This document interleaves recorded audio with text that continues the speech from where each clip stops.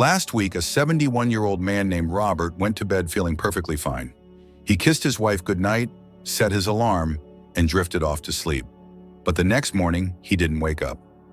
No warning signs, no final goodbye, just silence. Friends, stories like Robert's aren't as rare as you might think. And what's even scarier? Many of us are making the same bedtime mistakes right now that could put us at risk.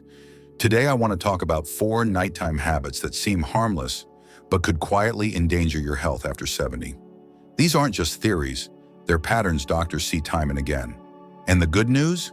With a few simple changes, you can protect yourself and sleep safer starting tonight. Let's start with a habit that might surprise you most.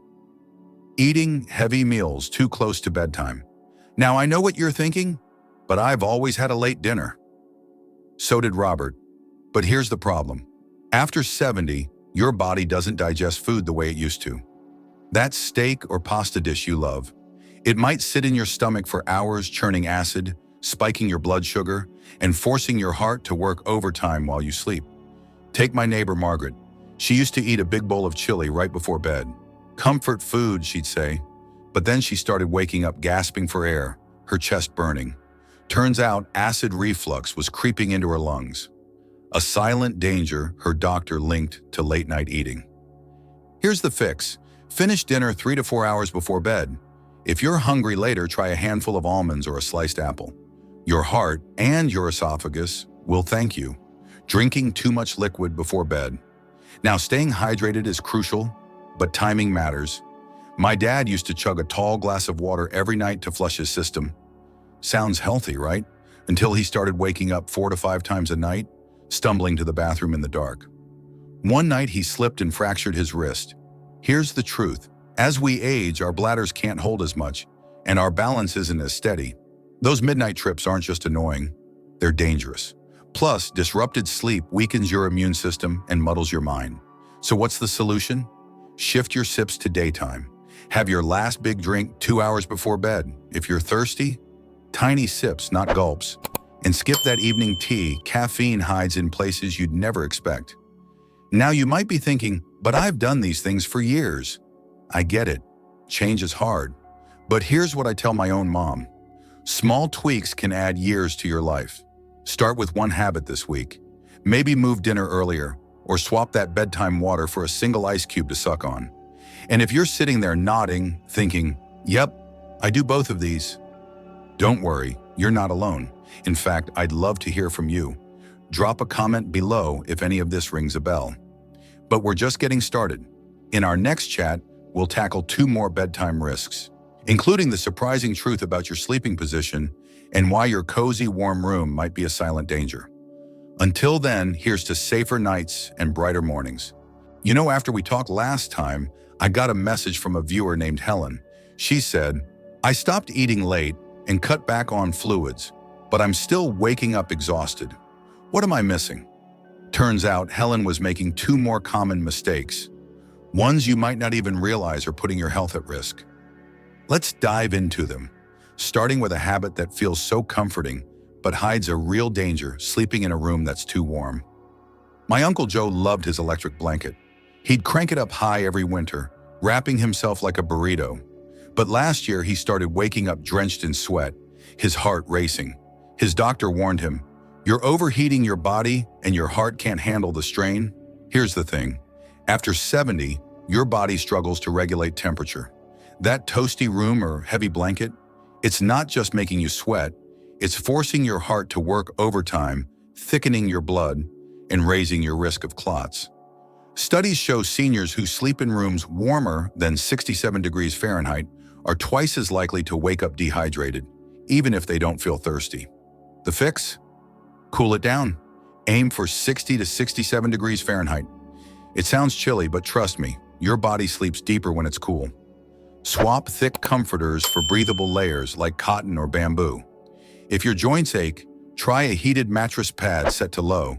It warms your body without roasting the air. And here's a trick my mom swears by.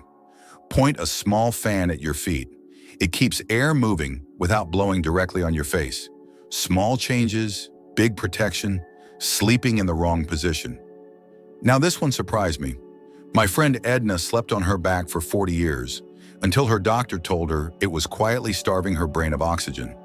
Turns out, lying flat can let your tongue block your airway, causing mini breathing pauses all night long. Edna didn't snore or gasp. She just woke up foggy and drained. Here's the risk. Poor sleep positions don't just cause aches.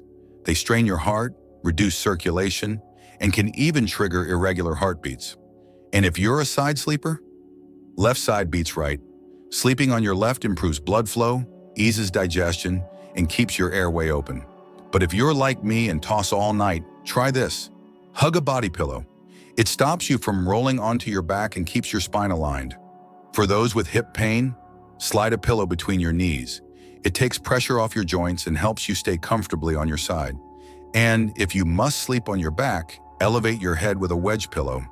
It keeps acid reflux at bay and helps you breathe easier. Now, Helen tried these changes, cooler room, left side sleeping, and guess what?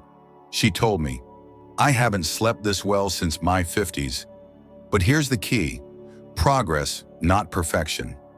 Maybe tonight, you just lower the thermostat 1 degree, or swap one heavy blanket for a lighter one. Small steps add up. And if you're thinking, but I've always slept this way, I get it. My dad refused to give up his fluffy comforter until he realized it was making his angina worse.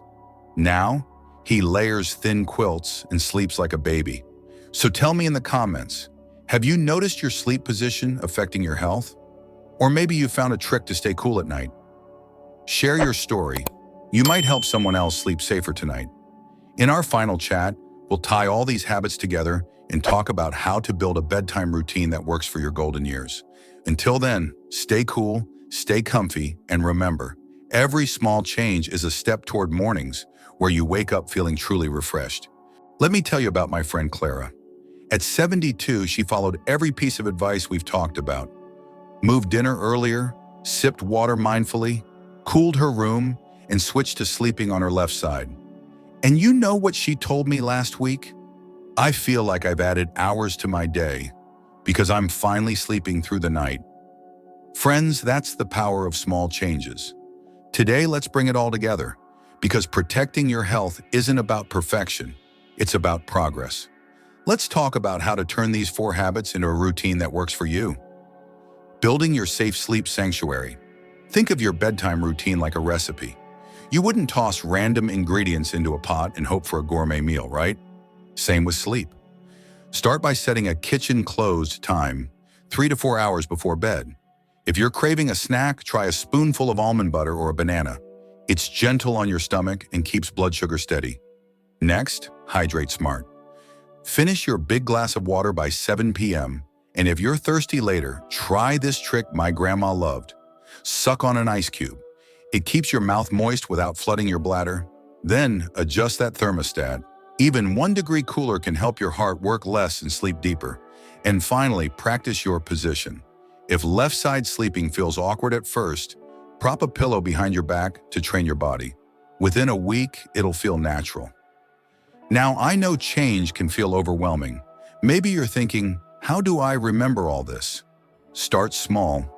Pick 1 habit to focus on this week.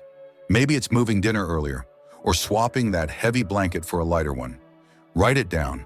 Tape a note to your fridge and celebrate every tiny win because each step is a victory. And here's the secret. Consistency beats perfection. Miss a night, forgot and ate late? That's okay. Just start fresh the next day. My dad used to say, you don't have to be perfect. You just have to keep trying. And he's 82, still gardening, still sleeping like a rock. So here's my challenge to you. Tonight, choose 1 habit to tweak.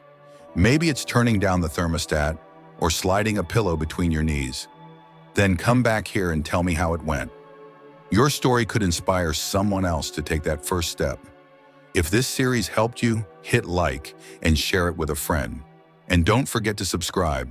We've got more life-changing tips coming, like how to boost your energy naturally after 70. If this resonated with you, hit like and share this with someone who needs to hear it. Don't forget to subscribe and tap the bell so you never miss our next video. Until then, Keep cherishing every moment,